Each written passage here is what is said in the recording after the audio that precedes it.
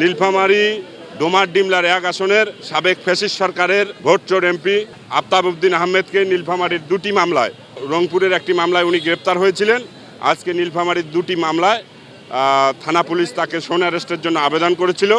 সেই আবেদনের ভিত্তিতে এই ভোটচোর এমপিকে নীলফামারীতে নিয়ে আসা হয়েছে এবং নীলফামারীর ডিমলা উপজেলার একটি মামলায় এবং ডোমার উপজেলার একটি মামলায়, মোট ২টি মামলায় তাকে সোন অ্যারেস্ট দেখানো হয়েছে।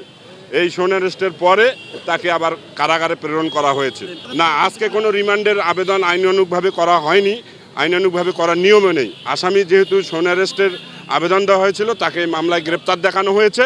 পরবর্তীতে রাষ্ট্রপক্ষ চিন্তা করবে বা রাষ্ট্রপক্ষ তাকে কয়দিনের রিমান্ডের আবেদন করবে। পরবর্তীতে আইনের ধাপ অনুযায়ী তাকে রিমান্ডের জন্য আমরা অবশ্যই আবেদন করব।